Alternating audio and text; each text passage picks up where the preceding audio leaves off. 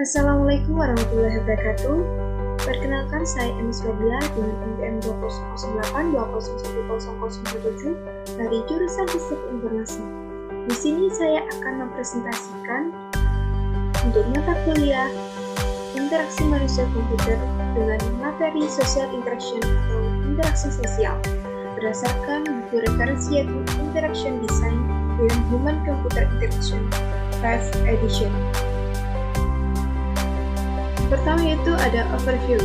Di sini yaitu membahas apa yang dimaksud dengan interaksi sosial, mekanisme sosial yang digunakan dalam percakapan, apa yang dimaksud dengan kehadiran sosial, tinjauan teknologi untuk mendukung interaksi sosial, bagaimana media sosial mengubah cara kita tetap berhubungan, dan fenomena sosial yang barunya muncul karena dapat terhubung secara online.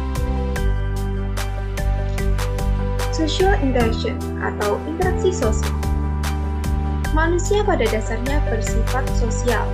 Artinya, kita hidup bersama, bekerja sama, bermain bersama, berbicara bersama, satu sama lain, dan juga bersosialisasi. Sejumlah teknologi dikembangkan untuk memungkinkan kita tetap bersosialisasi meskipun saat berjauhan, di mana masing-masing teknologi memiliki cara yang berbeda dalam hal yang mendukung kita. Beberapa yang mendorong interaksi sosial itu misalnya permainan keluarga dengan Alexa. Sedangkan menurut Trevor tahun 2015, perkembangan ini memiliki dampak negatif pada percakapan atau interaksi sehari-hari. Kemudian, apakah kita menghabiskan terlalu banyak waktu pada berhubung kita sendiri? Pasti jawabannya adalah iya. Menurut Ofcom tahun 2018, sebuah laporan tentang dampak dekade smartphone mencatat bahwa rata-rata seseorang di Inggris Raya telah menghabiskan lebih dari 1 hari dalam seminggu untuk online. Seringkali itu adalah hal pertama yang dilakukan saat bangun tidur dan hal terakhir yang mereka lakukan sebelum tidur. Selain itu, banyak orang tidak dapat pergi lama tanpa memeriksa ponsel mereka. Bahkan ketika duduk bersama, mereka tetap menggunakan gelembung digital mereka sendiri-sendiri, seperti pada gambar tersebut. Kemudian, berikutnya adalah beberapa pertanyaan yang diajukan oleh teknologi sosial. Yang pertama yaitu, apakah percakapan efektif digantikan oleh interaksi media sosial? Kemudian, berapa banyak teman yang Anda miliki pada media sosial Facebook, LinkedIn, WhatsApp, dan berbagai versus kehidupan nyata. Kemudian, seberapa banyak mereka tumpang tindih? Dan bagaimana cara kita hidup dan berinteraksi satu sama lain yang telah berubah? Kemudian, apakah aturan dan etiket yang ditetapkan masih berlaku untuk online dan juga offline? Kemudian, ada mekanisme percakapan atau conversational mechanism. Di sini terdapat berbagai macam mekanisme dan juga aturan yang diikuti ketika mengadakan percakapan tatap muka, seperti saling menyapa. Misalnya, A. Halo, kemudian B mengucapkan hai, begitu juga dengan C. Kemudian A mengatakan alright, yang artinya baiklah. Kemudian si C menanggapi dengan baik, bagaimana kabarnya? Kemudian si A menanggapi juga dengan kata baik, bagaimana kabarmu? Kemudian C menanggapi dengan oke, dan si B menanggapi dengan gitu, bagaimana kehidupan memperlakukan Anda. Hal tersebut merupakan saling menyapa, yang merupakan adalah tipikal ketika dialog terjadi di mana para peserta bergiliran mengajukan pertanyaan, memberikan jawaban, dan juga membuat pernyataan. Kemudian, ketika satu atau lebih dari peserta ingin mengakhiri percakapan, biasanya mereka melakukannya dengan menggunakan isyarat implisit atau eksplisit. Selanjutnya ada conversational rules atau aturan dalam percakapan. Menurut Sachs dan juga kawan-kawan tahun 1978, analisis percakapan mengusulkan 3 aturan dasar. Aturan yang pertama yaitu, pembicara saat ini memilih pembicara berikutnya dengan mengajukan pendapat, pertanyaan, ataupun permintaan. Dan untuk aturan kedua, orang lain memutuskan untuk mulai berbicara. Dan aturan ketiga, pembicara saat ini terus berbicara. Aturan ini diterapkan supaya terdapat peluang atau terjadi perubahan dalam pembicaraan. Di sini terdapat lebih banyak aturan percakapan. Adapun cara lain dalam aturan percakapan yaitu secara bergiliran yang digunakan untuk mengkoordinasikan percakapan. Misalnya A, bagaimana kalau kita bertemu jam 8? Dan B menanggapi, bisakah kita bertemu sebentar lagi? Dan yang kedua, E berkata, bagaimana kalau kita bertemu jam 8? Dan B menanggapi, wow, lihat dia. Kemudian tanggapan yang ketiga yaitu A, yes, ya, tatanan rambut yang lucu. Kemudian B menanggapi dengan, bisakah kita bertemu sebentar lagi? Kemudian kembali menyalurkan ke sinyal untuk melanjutkan dan mengikuti dengan kata maupun an. Aturan percakapan lebih lanjut, seperti ritual perpisahan, biasanya mengucapkan sampai jumpa ya, seperti itu. Kemudian ada juga menggunakan isyarat eksplisit maupun eksplisit. Misalnya, melihat jam tangan atau bermain-main dengan mantel dan juga tas. Kemudian untuk yang eksplisit, mereka mengatakan, ya ampun, lihat waktu, aku harus pergi, aku akan terlambat.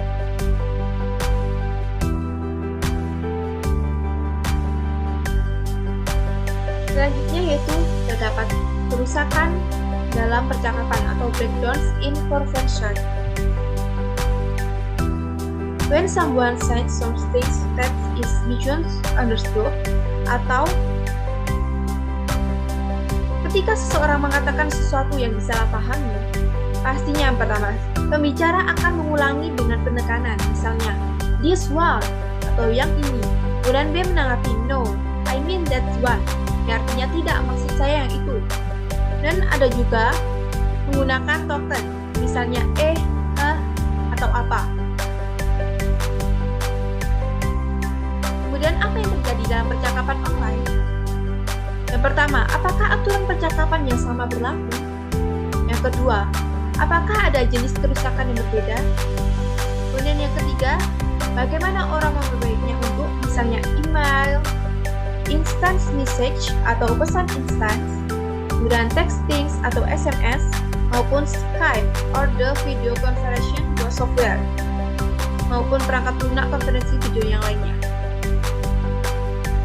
Selanjutnya yaitu remote conversation, artinya percakapan jarak jauh.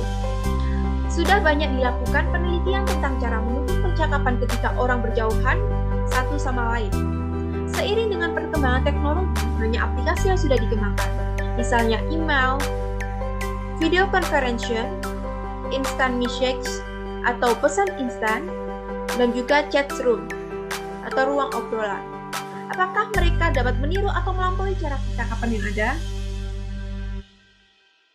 Berikut adalah gambar video phone awal dari tahun 1960 sampai 1970-an yang merupakan salah satu video phone awal British Telecom. Kemudian pada akhir 1980 sampai 1990, berbagai ruang media menjadi subjek eksperimen audio, video, dan sistem komputer digabungkan untuk memperluas dunia meja, kursi, dan bumi maupun langit-langit menurut Harrison tahun 2009. Tujuannya adalah untuk melihat apakah mungkin bagi orang-orang yang tersebar di ruang dan juga zona waktu yang berbeda dapat berkomunikasi serta berinteraksi satu sama lain seolah-olah mereka benar-benar hadir secara fisik. Dan contoh ruang media awal adalah sistem video Windows menurut Berkel 1989. Ruang bersama yang memungkinkan orang yang terpisah sejauh 50 mil untuk melakukan percakapan, seolah-olah di ruangan yang sama, seperti minum kopi bersama. Kemudian, dua area rooms yang terpisah 50 mil dihubungkan melalui jendela gambar yang berukuran 3 kali 8 kaki jendela gambar antara dua situs dengan video dan juga audio.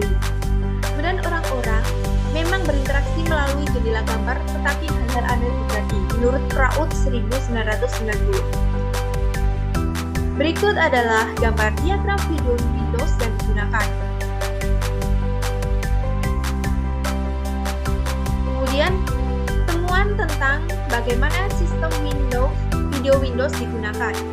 Yang pertama, yaitu berbicara secara terus-menerus tentang sistem. Yang kedua, lebih banyak bicara dengan orang lain di ruangan yang sama daripada di ruangan yang lain. Kemudian saat mereka mencoba mendekati seseorang di tempat lain, efeknya berlawanan. Peserta berada di luar jangkauan kamera dan juga mikrofon. Kemudian tidak ada cara untuk memantau hal tersebut. Berikut adalah video conference and telepresence rooms atau ruang konferensi video dan juga telepresence. Banyak pilihan untuk menghubungkan banyak orang, seperti Zoom. Ruang telepresence khusus untuk grup. Kemudian ada robot telepresence.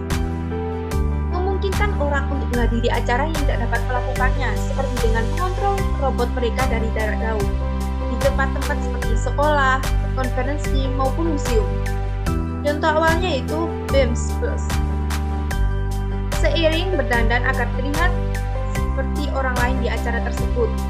Pengalaman positif berada di sana. Kemudian telepresence dan social presence. Telepresence mengacu pada satu pihak yang hadir dengan pihak lain yang hadir di ruang fisik seperti ruang pertemuan. Kemudian untuk social presence mengacu pada perasaan saat kita berada di sana dengan orang yang nyata ketika berada dalam realitas virtual. Di sini terdapat visi Facebook untuk bersosialisasi di dunia 3D menggunakan VR. Di sini terdapat dua avatar berbicara di meja virtual. Di situ pengguna mengalami satu sama lain dengan menggunakan headset VR. Dan berapa banyak realisme dan juga imersi yang diperlukan di telepresence untuk membuatnya menarik. Ruang telepresence mencoba membuat orang yang jauh tampak seperti hidup dengan menggunakan beberapa kamera definisi tinggi dengan fitur pelacakan mata dan juga mikrofon arah. Kemudian, apakah FaceTime memiliki kehadiran sebanyak pengaturan definisi tinggi? Selanjutnya apa itu cooperations? Grup co-collab yang ingin berkolaborasi. Kemudian, banyak juga teknologi yang telah dirancang untuk memungkinkan kelompok bekerja, belajar, dan juga bersosialisasi secara lebih efektif bersama-sama, seperti halnya permukaan meja, papan tulis, dan juga menggunakan pajangan publik. Selanjutnya ada coordination mechanism atau mekanisme koordinasi. Ketika sekelompok orang bertindak atau berinteraksi bersama, mereka pasti perlunya mengkoordinasi diri mereka sendiri, seperti halnya saat bermain sepak bola ataupun menavigasi sebuah kapal. Untuk melakukannya, pastinya mereka menggunakan komunikasi verbal maupun non-verbal, jadwal, aturan, dan konvensi, dan juga representasi eksternal bersama. Kemudian ada F2F Coordination Mechanism atau mekanisme koordinasi F2F. Pembicaraan merupakan pusat atau sentral. Kemudian non-verbal juga digunakan untuk menekankan dan sebagai pengganti, misalnya dengan mengangguk, berjabat tangan, mengedipkan mata, melirik, memberi isyarat, dan juga mengangkat tangan. Kemudian untuk pertemuan formal, di sini melibatkan untuk mengetahui siapa yang ada di sekitar kita, apa yang terjadi, dan juga siapa yang berbicara dengan kita.